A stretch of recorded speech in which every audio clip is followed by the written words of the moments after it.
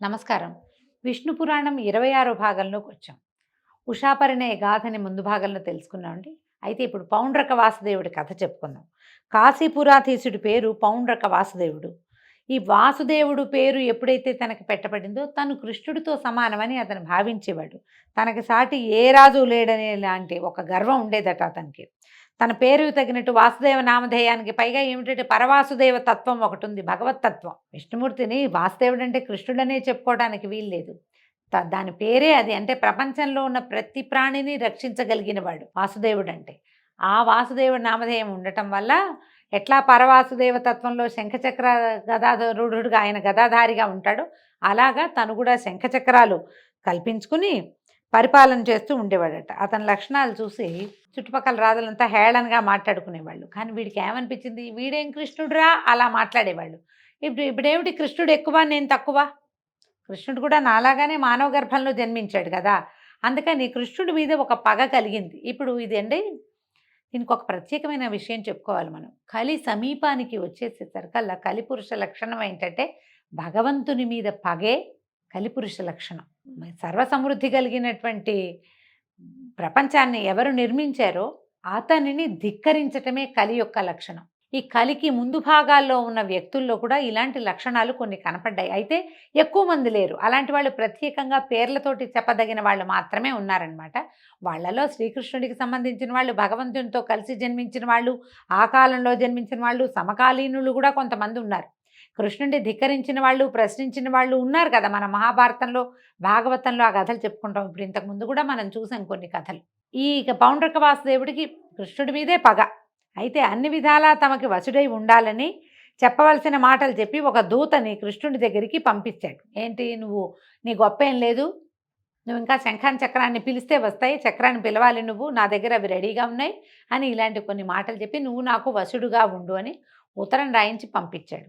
ఆ దూత వచ్చి, ఇది చూడండి, నందనందన శంఖచక్రాలు, గదా, ఖడ్గాలు, కౌస్తుభము, పీతాంబరము కలిగి ఉన్న వాసుదేవుడిని నేను అవన్నీ కలిగే ఉంటాను. నేను నా పేరుతో నువ్వు ఉండడానికి వీల్లేదు కాబట్టి వాటిని విడిచి నన్ను అనుకరించే బుద్ధి కలిగి ప్రవర్తిస్తూ ఉండు. కాదంటావా, ఈశ్వరాదులు తోడుగా వచ్చిన దారుణ రణంలో నిన్ను తెగనేసి ఆ చిహ్నాలన్నీ ఎగిరిపోయేటట్టు చేస్తాను అని మా రాజు కాశీపతి పౌండ్రక వాసుదేవుడు అనే పేరు వాడు నీకు చెప్పవలసిందనగా వచ్చి చెప్పాను, ఏమంటావు అని ఒక దూతతోటి ఈ వాక్యాలు చెప్పించాడు.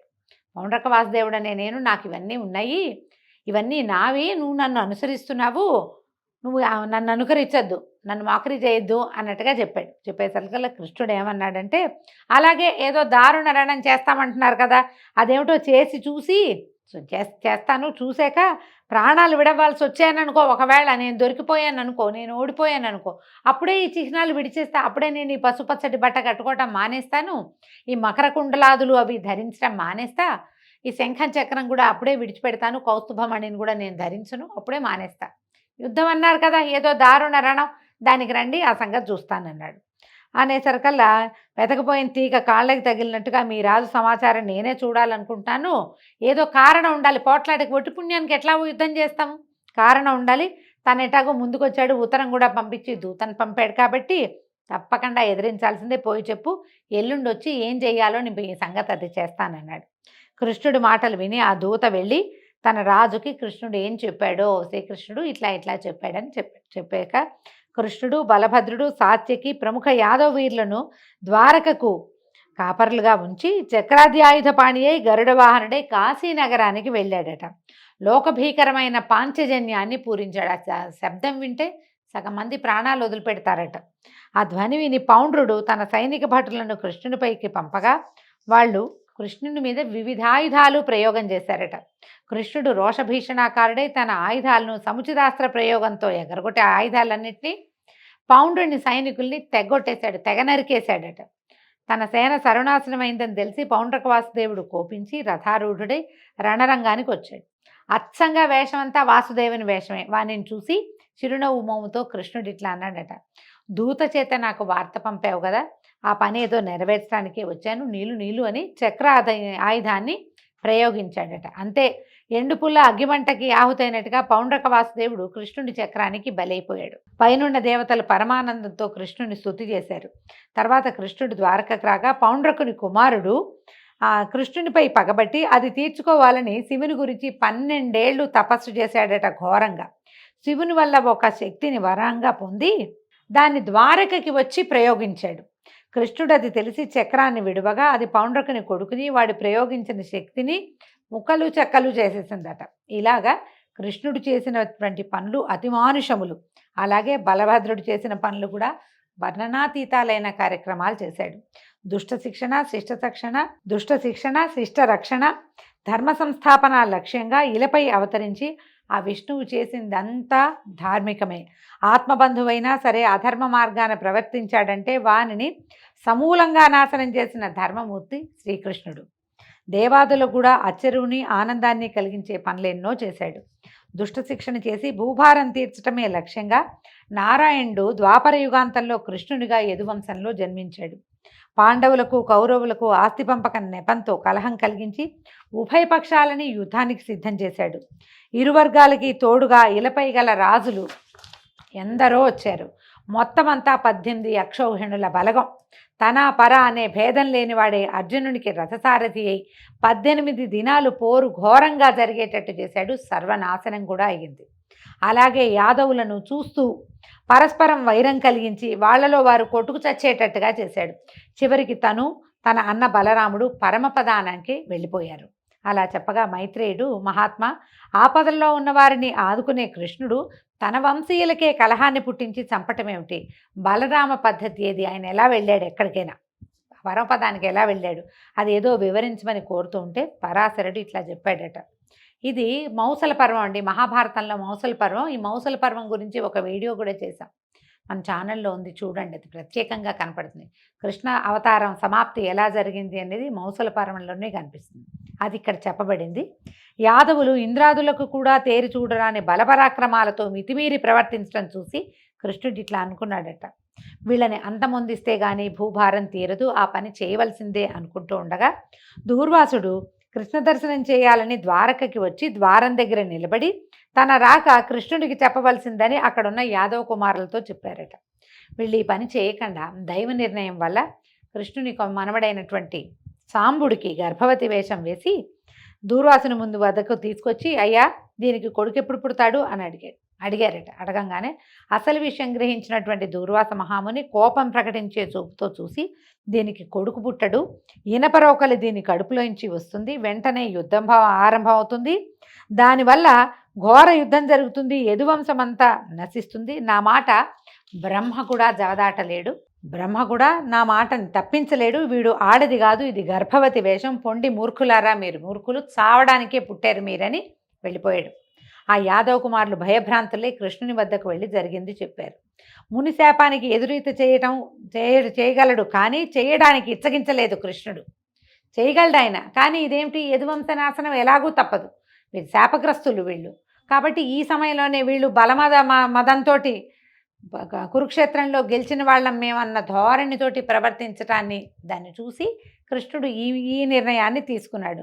అందుకని ఏమన్నాడు, కొత్తగా వింటున్నట్టుగా ఆశ్చర్యపోయాడు, ఏమీ తెలియనట్టు ఉండిపోయాడు. తర్వాత పౌరులు బంధువులు వచ్చి పరి విధాలుగా ప్రార్థించిన మాట్లాడకుండా ఉండిపోయాడట. కొద్ది రోజుల్లో సాంబుని కడుపులోంచి దూర్వాసుని కోపానికి శాపమన అన్నట్టుగా కడుపు చీల్చుకుని ఒక ఇనప రోకలి బయటకు వచ్చిందట. దాన్ని వీళ్ళు ఏం చేశారు, ఉగ్రసేనుడి దగ్గరికి తీసుకెళ్లారట యాదవ కుమారులు. ఆయన మాత్రం ఏం చేశాడు, బాగా ఆలోచించి అందరిలాగా విచారించి కాసేపు అయ్యాక చెప్పాడు, దీన్ని సానబట్టండి, ఆ రజను ఏదైతే పొడుస్తుందో సముద్ర జలాల్లో కలిపేసేయండి, అప్పుడు ప్రమాదం ఉండదన్నారు. అనేసరికల్లా మంత్రులు ఏం చేశారట, దాన్ని బాగా ఇచ్చేసి అరగదీసి ఆ రజనంతా సముద్రంలో కలిపించారు. కలిపితే అది ఒక తీరంలోకి కొట్టుకెళ్ళింది. అక్కడ ఈ రజనంతా తుంగగా దట్టంగా మొలిచి ఉండేదట. అయితే ఈ అరగదీసిన రోకలి ముక్క ఒక చిన్న ములుకు లాంటిది ఉండిపోయింది. దానివల్ల వెళ్ళగాక ఒక పడవలో దాన్ని తీసుకుపోయి సముద్ర మధ్యంలో వదిలిపెట్టించాడు. దాన్ని ఒక చేప మింగేసిందట ఆ ములుకుని. ఒక జాలరి ఆ చేపను పట్టుకుని దాని పొట్ట కోస్తే, చేపని కోసినప్పుడు దాని పొట్టలోంచి ఈ ఇనపదింత ములుకు లాంటిది బయటపడింది. పడేసరికల్లా వాడు తన స్నేహితుడైన ఒక వేటగాడికి అది ఇచ్చాడట. ఇది చాలా పదునుగా ఉంది చూడమంటే వాడేం చేశాట, తన బాణం కొసకి దాన్ని ఇట్లా ముళ్ళులాగా, మాడాలకి కొస కావాలి కదా, ఎడ్జ్కి దీన్ని ఇట్లా పెట్టుకొని ఉంచుకున్నాడు. ఇక ద్వారకలో ఎన్నో దుర్నిమిత్తాలు కనపడ్డాయట. కుక్కలు నక్కలు ఇళ్లల్లోకి వచ్చేయటం, ఇళ్ల మీదకెక్కి అరవటం, కాకులు గుడ్లగూబలు కలిసి ఇళ్లల్లో కూయటం, గబ్బిలాలు ఇళ్లల్లోకి ప్రవేశించటం, పట్టపగలు మింట చుక్కలు కనపడడం, అకాల మేఘాలు, మేఘాల్లోంచి వర్షం, ఈ రక్తపు వర్షం కురవడం, పురవరి వీధిలో మృగాలు బయటకు వచ్చేయటం. మనం ఇప్పుడు చిరుత సంచారం అని వింటుంటాం కదా. చిరుత సంచారం ఏంటంటే దుర్నిమిత్తం అట, మంచి సంజ్ఞ కాదు. అవి ఎక్కడ ఉండాలి? అడవుల్లో ఉండాలి. ఊళ్ళల్లోకి వచ్చేయటం మంచిది కాదట. భయంకరంగా కూతలు, గ్రహాలని వక్రగతిన సంచరించడం, పట్టపగలే కనిపిస్తూ ఉండటం, ఆవిరితోటి అగ్గి మంటలు వచ్చేస్తూ ఉండటం, ఇవన్నీ యదువంశం వినాశం కాబోతోంది అనే దానికి సూచనగా కనపడేవి. అయితే ఒకనాడు ఉద్ధవుడు వచ్చి కృష్ణుడి దగ్గరకు వచ్చాడట. కృష్ణ, నీకు తెలియంది కాదు, ద్వారకలో దుర్నిమిత్తాలు కనపడుతున్నాయి. మరి నీ పుత్రమిత్రాదుల సంరక్షణ ఏమిటి? ఏం చేయబోదాము, ఇప్పుడు ఏం చేద్దాము అని అడిగితే ఈయన చెప్పాడట కృష్ణ పరమాత్మ వాక్యాలు చూడండి. ఉద్ధవ, ద్వాపరయుగం అయిపోవచ్చింది. భూభారం తీర్చడానికే నా రాక. యుద్ధాలలో దుష్టుల్ని చంపించాను. మిగిలింది ఏంటంటే ఒకంత యాదవ వంశం. దీన్నే అంతమొందించాలి. చేజేతులా నేనది చేయటం లోకధర్మానికి విరుద్ధమని తంత్రం వేశాను. అదే మునిశాపం. నేనది మళ్ళించగలను, కానీ వీళ్ళంతా గతి తప్పి ఉన్నారు. వీళ్ళంతా సద్గతి పొందాలి వీళ్ళు. అందుకని ఇక నీ మాట ఏంటంటే, నువ్వు నన్ను మనసులో ధ్యానిస్తూ ఉండు, నీకు ముక్తిని కలిగిస్తాను. నేను కూడా ఈ నరరూపాన్ని, మానవ రూపాన్ని విడిచి దివ్యపదానికి వెళ్ళిపోతాను. తర్వాత ఈ ద్వారక సముద్ర జలాల్లో కలిసిపోతుంది. ఈ వాక్యాలు పరమ రహస్యాలు మనసులో పెట్టుకో, వెళ్ళు. నువ్వు మాత్రం నా నామధ్యానం చేసుకుంటూ ఉండని ఉద్ధవుడిని పంపేశాడు. ఉద్ధవుడు ఏం చేశాడట, గంధమాదన పర్వతానికి వెళ్ళి బదరికాశ్రమంలో నరనారాయణులు ఏ స్థానంలో తపస్సు చేశారో అక్కడే తపస్సు చేసుకోవటం మొదలుపెట్టాడట. ఒకనాడు దేవదూత అమరావతి నుంచి కృష్ణుడిని దర్శనానికి వచ్చి ఇంద్రుడి మాటగా ఏకాంతంలో చెప్పాడట. దేవా, నువ్వు మహాత్ముడివి, భూభారాన్ని తీర్చడానికి మానవుడిపై ఇల మీద జన్మించావు.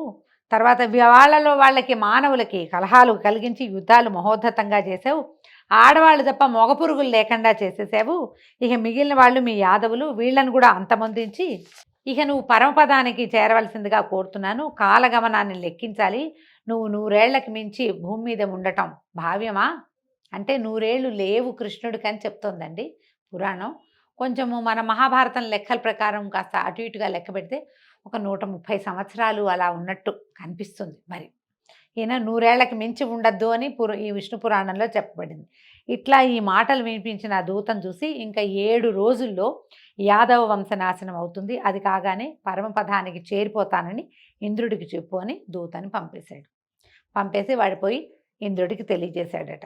తర్వాత యాదవులు విష్ణుమాయా ప్రేరితులై ప్రభాస తీర్థంలో స్నానం చేసి మహోత్సవం పేరుతోటి మద్యం తాగి మత్తెక్కి మాటకి మాట మీరి బాహాబాహి కచాకచి ముష్టాముష్టి పోరాడటమే కాకుండా అస్త్రశస్త్ర ప్రయోగం చేసి దానితో చాలక కత్తులతో పోరాడుకుని అది సరిపోక సముద్రం ఒడ్డున ఉన్న తుంగ తీసి దాంతో బాదుకోవటమే కృష్ణ మాయ వల్లే ఇది జరిగిందట. ఒక్కొక్క తుంగ కర్ర దెబ్బ ఎంత దెబ్బ తగులుతండి. ఇంతంత బాణాలకి ఎదుర్కొని యుద్ధం చేయగలిగిన వాళ్ళకి మహాబలవంతులు యాదవులు, వాళ్ళకి ఏం అవ్వకూడదు. కానీ ఆ తుంగ ఎలా ఉందంటే వజ్రాఘాతంలాగా తగిలిందట ఒక్కొక్క దాని దెబ్బ. అందరూ ఒకళ్ళ తర్వాత ఒకళ్ళు మరణించారు. శంఖచక్ర గదా చార్గాలు కృష్ణునికి ప్రదక్షిణంగా తిరిగి వైకుంఠానికి వెళ్ళిపోయాయి. తర్వాత కృష్ణుడు అన్నతోటి రథం ఎక్కాడట. దారుకుడు అల్లనల్లన రథం నడిపించి సముద్ర తీరానికి చేర్చాడు. బలరాముడు ఒకించుకు అలసినట్లు అనిపించి ఓ చెట్టు కిందకి కూర్చున్నాడట. చెట్టు కింద కూర్చుని అలా అలసటగా ఉందని కళ్ళు మూసుకున్నాడు. అంతే, అంతలో ఆయన ముఖం నుంచి శేషుడు నిజస్వరూపంతో అవతరించి సముద్ర జలాల్లోకి ప్రవేశించాడు. సముద్రుడు సముచిత రీతిని ఉపచారం చేశాడు. వాసుకి మొదలైన నాగపతులు వచ్చి స్వాగతం పలికారు. శేషుడు వారందరినీ ఆదరంతో చూసి వారితో కలిసి అమరలోకానికి వెళ్ళిపోయాడు. అప్పుడు కృష్ణుడు దారుకుణ్ణి చూసి, దారుక, నువ్వు ఇక ద్వారకకి వెళ్ళు, నేను మరి నగర ప్రవేశం చెయ్యను, పైలోకానికి నేను వెళ్ళిపోతాను. నువ్వు వెళ్ళి ఉగ్రసేనుడు ఇంకా ఉన్నవాళ్ళు అక్కడ ఎవరుంటే వాళ్ళు వినేలాగా చెప్పమన్నాడు. ఉగ్రసేనుడు వృద్ధుడే, వసుదేవుడు వృద్ధుడే అండి. వాళ్ళంతా పెద్దవాళ్ళు అయిపోయారు, యువకులంతా చనిపోయారు. నువ్వు ఇప్పుడు ఉగ్రసేనుడు, స్త్రీలు, ఇంకా బాలురు కొంతమంది మిగిలారు, చిన్నపిల్లలు, వాళ్ళందరూ వినేలాగా యాదవులు కొట్టుకు చావటం, బలభద్రుడి నిష్క్రమణ, నా పరమపద ప్రాప్తి వివరించు. నువ్వు ద్వారకకి వెళ్ళి గనక ఈ విషయం అంతా చెప్తే అర్జునుడు వచ్చి మా స్త్రీలను తీసుకెళ్తాడు. అతను వెళ్ళగానే ద్వారక సముద్రంలో కలిసిపోతుంది. వజ్రధరునితో కలిసి యాదవులకు పరలోక క్రియలు నిర్వర్తించి అప్పుడు పరలోకానికి వెళ్తాడు. ఇక నీవు నాపై ఎంతో భక్తి కలిగిన వాడివి కాబట్టి నీకు పరమపదాన్ని ప్రసాదిస్తున్నాను అని చెప్పి దారుకుడు, ఈ దారుక పేరు మాయాబజార్ లాంటి సినిమాల్లో కనపడుతుందండి. ఆయన యొక్క రథసారథి. చివరి వార్త కృష్ణుడు లేడన్న వార్తని కూడా అర్జునుడికి తెలియచేసింది ఈ దారుకుడే. చివరి వార్త కూడా అతనే చెప్పాడు. ఈయన పునః పదే పదే ప్రణామాలు చేసి దండాలు పెట్టి ద్వారకకి వెళ్ళిపోయాడు. ఈయన ఏం చేశాడట, దారుకుడిని పంపించి కృష్ణుడు ఒక చెట్టు కింద యోగాసన పద్ధతిలో కూర్చున్నాడు. అలా కూర్చున్నాడు. ఒక కాలు మడిచి పొడుగ్గా పడుకున్నాడు. ఓ కాలు మడిచి రెండో మోకాలు మీద వేసుకున్నాడట. ఇలా కొన్ని గాథల్లో చెప్పడుతండి. కాలు మీద కాలు వేసుకుని ఇట్లా పడుకున్నాడు అని, పాదాలు పొడుగ్గా చాపి ఓ పాదాన్ని రెండో పాదం నిలబడి ఉంటే కనుక వ్యత్యస్త పాదారవిందుడుగా చెప్తారు కృష్ణ పరమాత్మని. ఆయన నిలబడి ఫ్లూటు అవి వాయించాలంటే రెండు కాళ్ళ మీద ఇట్లా నుంచోకుండా పాదం ఇలా వేసి నుంచుంటాడు. వ్యత్యస్త పాదారవింద అన్న పాటలు కూడా ఉండేవి. అట్లా నిలబడి ఉన్నవాడు అలాగే పడుకున్నాడు. పాదం మీద పాదం వేసుకున్నాడట. వేసుకుంటే ఇంతలో జడుడు అనే మ్లేచ్చుడు అక్కడికి వేటకు వచ్చి కృష్ణుని పద్ధతిని చూసి ఆ పాదం ఉన్న దాన్ని ఆ దూరం నుంచి చూసేసరికల్లా ఎర్రటి పాదము, అవి దూరానికి అతనికి ఒక లేడి పొలకువలాగా అనిపించింది అనమాట. ఈ పాదాల్లో ఉన్న రేఖలు అవి దూరానికి అది చెట్ల మధ్య నుంచి ఒక లేడి తాలూకు కన్నుగా అలా కనపడేసరికి మృగమని భావించి భ్రాంతిపడి మీదగా బాణాన్ని ప్రయోగించాడు. ఈయన పడుకునున్నాడు కదా, నిద్రలో మనకు కూడా కొంత వయసు వచ్చాక వేళ్ళు అవి కదులుతాయండి. ఈయనకి బొటన వేలు కాస్త కదులుతోందట. అది మృగం తాలూకు చెవి. ఆ పాదాల్లో కనపడుతున్నటువంటి రేఖలేమో మృగం తాలూకు కన్ను. మృగం అంటే జంతువు అని కాదండి, లేడిని మృగం అంట. అందుకని మృగనయని అంటారు. అంటే పెద్ద పెద్ద లేడి కళ్ళ వంటి కళ్ళు కలిగిన స్త్రీ అని. ఈ లేడి దాని పేరే మృగం. కింద రేఖలేమో నేత్రంలాగాను, ఆ బొటన వేలు కదులుతున్నదేమో దాని చెవి యొక్క కదలికగాను భ్రమపడి బాణాన్ని వేసేసాడు. వేసేసరికల్లా ఇంకేముంది, శంఖచక్ర శార్గ గదాధారుడు, శ్రీవత్సలాంఛనుడు, పీతాంబరుడు శ్రీకృష్ణుడు ఆయన కనపడేసరికల్లా భయంతో దుఃఖంతో భగవంతుడిని కొట్టానన్న ఆర్తితో వాడు కదిలిపోయి దుఃఖించాడు. దుఃఖించి ఏం చేశాడు, పాదాల దగ్గర పట్టుకున్నాడట. వంగి నమస్కరిస్తే వాడి భక్తికి ప్రసన్నుడై పరమపద నివాసాన్ని అనుగ్రహించాడట. వెంటనే దివ్యపురుషులు వచ్చి ఆ కిరాతుడిని తీసుకుపోయాడు. ఒకంతసేపటికి గరుత్మంతుడు రాగా శ్రీకృష్ణుడు యోగాసనాన్ని చాలించి గరుడ వాహనుడై సురల అభినందనలకు ఆనందిస్తూ స్వస్థలానికి వెళ్ళిపోయాడు. ఎప్పుడైతే ఈ దెబ్బ తగిలిందో, తగిలిన వెంటనే కృష్ణుడు వెళ్ళలేదు. పరిగెత్తుకొచ్చినటువంటి కిరాతుణ్ణి అనుగ్రహించిన తర్వాతే ఆయన పరమపదానికి వెళ్ళాడని విష్ణు పురాణంలో చెప్పబడుతుంది. దారుకుడు నగరంలోకి ప్రవేశించి వసుదేవునకు, ఉగ్రసేనునికి, పౌరులకి అందరికీ చెప్పాడు. యాదవుల మృతి, బలరాముని గమనము, శ్రీకృష్ణుని స్వస్థానగతి విని వారంతా ఎంతో చింతకి లోనై ఉండగా ఆ సమయంలో కృష్ణుడిని చూడాలనే కోరికతోటి అర్జునుడు వచ్చాడు. దారుకుడు ఈ మొదల జరిగినవన్నీ చెప్పగా అతను మిగులు దుఃఖించి సేన వసుదేవులతో కలిసి బలభద్ర వాసుదేవుల కళేబరాలు చూసి మనసులో అనుకున్నాడట, సృష్టి స్థితిలయాలకు కర్త అయిన వాసుదేవుడు సముద్ర తీరాన ఏకాకిగా ఎవరూ తోడు లేకుండా ఒక కిరాతుని బాణాలకి గురై ప్రాణం విడిచాడా అకట అని ఎంతో విచారించాడట. తర్వాత శ్రీ రుక్మిణి సత్యభామాదులు యనమండ్రు కృష్ణునితో సహగమనం చేశారట. అలాగే రేవతి అగ్నికి తన తనువు నర్పించి బలభద్రుని అనుగమించింది. దేవకి వసుదేవులు, ఉగ్రసేనాది బంధువులు కూడా అలాగే వెళ్ళిపోయారు. అర్జునుడు వ్రజుడి చేత ఆ యాదవులకు పరలోక క్రియలు చేయించి ద్వారవతికి వచ్చాడు. అందరూ చూస్తూ ఉండగానే ఈ పారిజాతం రివ్వున ఎగరి గాలిలో కలిసిపోయి అమరావతికి వెళ్ళిపోయింది. ద్వాపరం ముగిసింది. కలిప్రవేశ లక్షణాలు కనపడడం మొదలుపెట్టాయి. ఇలా అయిన తర్వాత ఏం చేశారు, ద్వారకలో ఉన్న వాళ్ళందరినీ తీసుకెళ్ళి ఈయన ఒక రమ్యమైన ప్రదేశాన్ని, శుభ్రంగా ఉన్న ప్రదేశంలో ఉంచాడట. ఆ సమయంలో కృష్ణుని అంతఃపురం తప్ప మిగిలిందంతా సముద్ర జలాల్లో కలిసిపోయింది. అయితే వాసుదేవుడు భక్తవత్సలుడు గనక అక్కడ ప్రత్యక్షంగా స్వరూపంలో ఉంటాడట. ద్వారకలో ఆయన నడిచాడు, తిరిగాడు, అక్కడే పడుకున్నాడు.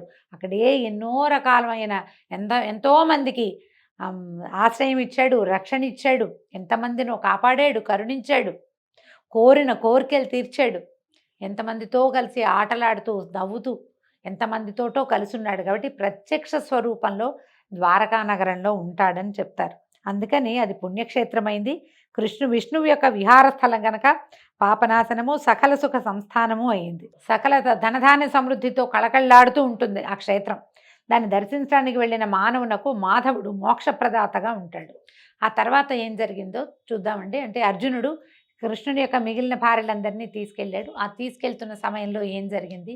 ఎలా ఈ విష్ణు పురాణం ఇంకా కొంచెం ముందుకెళ్తుందో రేపు ఉదయం తెలుసుకుందామండి. అంతవరకు సెలవు. నమస్కారం.